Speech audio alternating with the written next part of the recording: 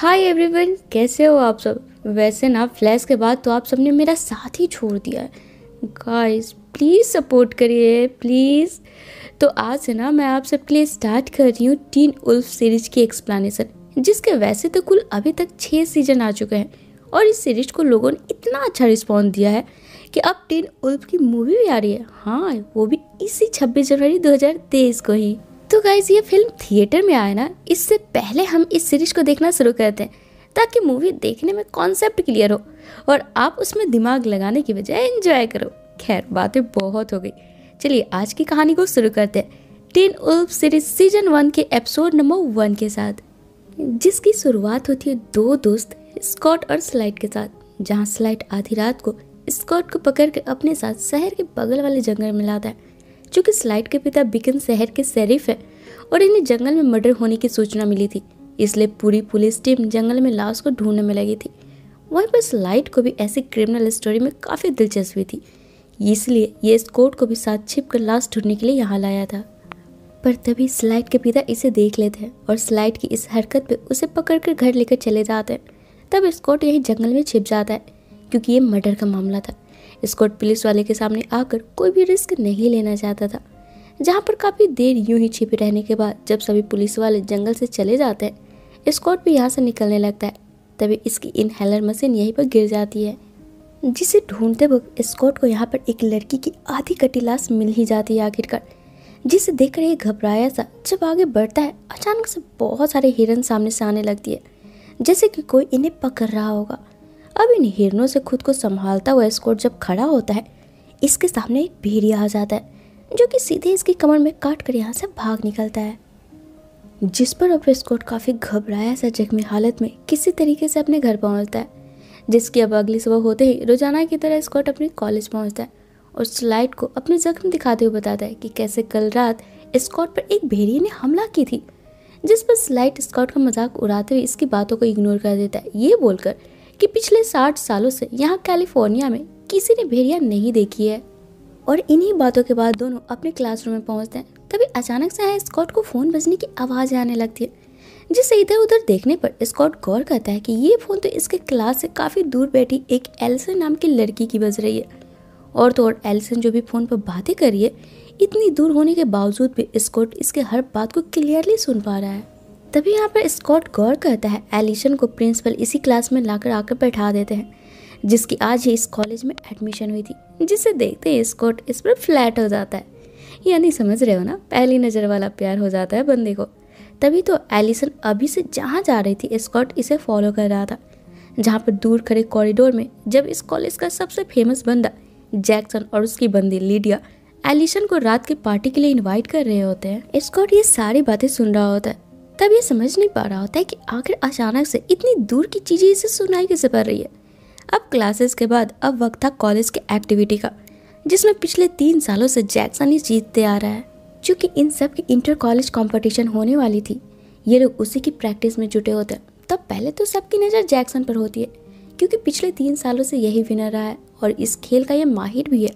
पर आज अचानक से स्कॉट के अंदर भी एक अलग सा एनर्जी आ गई थी। आज इसकी खेल को देखकर सभी दंग थे, पर स्कॉट खुद को नोटिस करने के बजाय बस एलिसन पर ही नज़र टिकाया होता है, जहाँ कॉलेज खत्म कर स्कॉट और स्लाइड एक बार फिर से उसी जगह पर निकल पड़ते हैं जहाँ पर स्कॉट ने कल रात को भेड़िया देखी थी और इसका इनहेलर मशीन भी गिर गया था। तब बातों बातों में स्कॉट स्लाइड को बताता है, आज का दिन कुछ अलग है, मुझे दूर की आवाज़ें सुनाई देने लगी है, मैं पहले से काफ़ी एनर्जेटिक फील कर रहा हूँ और साथ ही मैं हर चीज़ की स्मेल भी बहुत जल्दी कर पा रहा हूँ, जैसे कि तुम्हारी जेब में च्युइंगम पड़ी हुई है। जिस पर स्लाइड इसका मजाक उड़ाते हुए भी बोल देता है, हाँ तुम्हें भेड़िया ने काटा है ना, इसलिए फुल मून की रात तुम भी एक भेड़िया बनने वाले हो। अभी इनकी ये हंसी मजाक चल ही रही होती है कि तभी यहाँ पर एंट्री होती है टायलर हॉयचन की। तो फ्रेंड्स, टायलर को तो आप सभी पहचान ही रहे होंगे ना, जिसे कि हमने फ्लैश, एरो, सुपर गर्ल में ऑलरेडी देख रखा है सुपरमैन के नाम से। याद आया? नहीं याद आया हो तो इस सभी सीरीज की एक्सप्लेनेशन आप हमारे चैनल पर प्लेलिस्ट पर जाकर देख सकते हो। वैसे सच कहूँ ना तो टीन उल्फ मूवी के हाइप में रहने की एक वजह टायलर हॉयचन की भी है, जिन्हें लोगों ने सुपरमैन के किरदार में काफ़ी पसंद किया था और अब बड़े पर्दे पर टायलर के भेड़िए वाले रूप को देखने के लिए सभी काफ़ी एक्साइटेड है।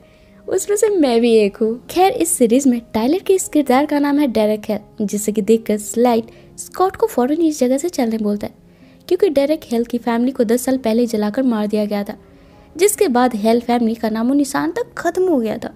पर इस तरीके से अचानक हेल फैमिली के वंश डेरेक को देखकर स्लाइड डर गया था, क्योंकि शहर में लोग हेल फैमिली के बारे में तरह तरह की बातें किया करते हैं कि वे आम इंसान नहीं है।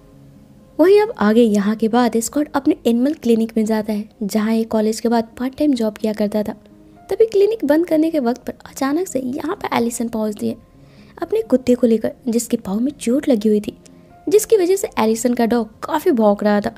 तभी स्कॉट जैसे इस कुत्ते के पास आता है, स्कॉट की आंखें बाकी जानवरों की तरह ग्लो करने लगती है, जिसे देखकर एलिसन का कुत्ता एकदम से शांत हो जाता है। और यहाँ पर स्कॉट और एलिसन की अच्छी खासी दोस्ती हो जाती है, इतना कि कल रात दोनों डेट पर भी जाने का प्लान बना लेते हैं, वही जैक्सन वाले पार्टी में। उसी रात जब स्कॉट सो रहा होता है और अगली सुबह जब इसकी आँख खुलती है, ये खुद को जंगल में पाता है। अब ये यहाँ पर कैसे और कब पहुँचा स्कॉट को कुछ भी याद नहीं है।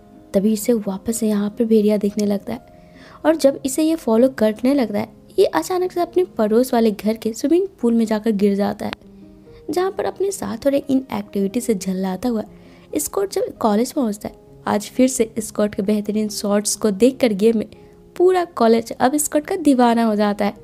वही जैक्सन इससे चलकर राख हो जाता है। तब इन सब के बीच में हम स्लाइड को देखते हैं, जो स्कॉट के इस बदले रूप को लेकर काफ़ी दंग था, क्योंकि कल तक जिस लड़के को कोई जानता तक नहीं था, आज वो कॉलेज का हीरो बन गया है। और इसकी इनहेलर मशीन, जिसके बिना 1 घंटा तक नहीं रख पाता था क्योंकि इसे दमे की बीमारी थी, कल से बिल्कुल सही हो गया। जहाँ आप स्लाइड की टेंशन तो तब बढ़ती है जब इसके डैड के कॉल से इसे मालूम पड़ता है कि दरअसल कल जंगल में सच में भेड़िया ही था, जिसने कि उस लड़की की बॉडी को आधा खाया हुआ था। अब यहाँ के बाद स्लाइड घर पहुँचते ही वेयरवुल्फ यानी कि इंसानी भेड़िए के बारे में सारी जानकारी इकट्ठा करने लगता है, ये सोचकर कि आज तो फुल मून की रात है, और अगर सच में ये वेयरवुल्फ होते हैं तो इसका दोस्त स्कॉट आज रात पूरी तरीके से वेयरवुल्फ में तब्दील हो जाएगा।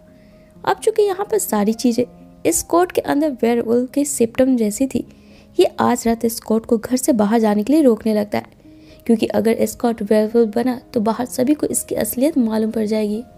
पर यहाँ स्लाइड के लाख मना करने पर भी स्कॉट नहीं रुकता है, क्योंकि आज इसे एलिसन के साथ डेट पर जाना था, जहाँ स्कॉट के बदलते व्यवहार और अपने चेयर पर पंजे के निशान से स्लाइड ये पूरी तरीके से कंफर्म हो जाता है कि इसका दोस्त आज रात वेयरवुल्फ बनने वाला है। जिसके बाद अब सीन शिफ्ट होती है आज की रात, यानी कि फुल मून की रात पर, जब स्कॉट एलिसन को लेकर पार्टी में जाता है। तभी अचानक से स्कॉट की नज़र यहाँ पर डेरेक पे पड़ती है, जो कि इसका पीछा कर रहा था। अब स्कॉट डेरेक पे फोकस करे उससे पहले ही पूरे चाँद की रोशनी में आते ही स्कॉट को कुछ अजीब सा फील होने लगता है, और ये एलिसन को यहीं पर छोड़कर अपने घर चला जाता है, जहाँ घर पहुँचने पर हम देखते हैं स्कॉट धीरे धीरे वेयरवुल्फ में बदल रहा है।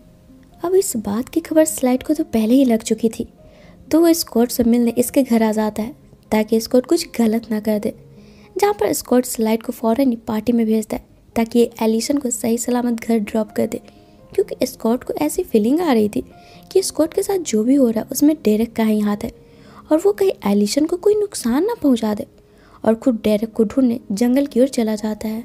जहाँ पर स्कॉट जब वेयरवुल्फ में पूरी तरीके से बदल जाता है, डेरेक इसे बताता है कि सच में ये सब डेरेक का ही काम है। वो भेड़िया जिसने कि स्कॉट को काटा था, असल में वो डेरेक ही था, और आज ये दोनों ब्लड ब्रदर्स है। तब स्कॉट डेरेक की बातों को समझ पाए इससे पहले इन पर अब कुछ शिकारी हमला करने लगते हैं, जिसे देखकर डेरेक स्कॉट को किसी तरीके से बचाकर इस वक्त चुपचाप अपने घर लौट जाने को बोलता है, क्योंकि ये कोई आम शिकारी नहीं थे बल्कि वेयरवुल्फ हंटर थे, जिनका पेशा है सदियों से इन वेयरवुल्फ का शिकार करना। वही एपिसोड के आखिर में अगली सुबह कॉलेज पहुंचते हैं सबसे पहले तो स्कॉट कल रात के लिए एलिसन से सॉरी बोलकर पैचअप करता है। तभी यहाँ पर कॉलेज में एंट्री होती है एलिसन के पिता की, जिसे देखकर स्कॉट एकदम से दंग रह जाता है, क्योंकि कल रात जिस शिकारी ने इस पर हमला किया था वो एलिसन के पिता ही थे। और इसी के साथ ये एपिसोड यहीं पे ख़त्म हो जाती है।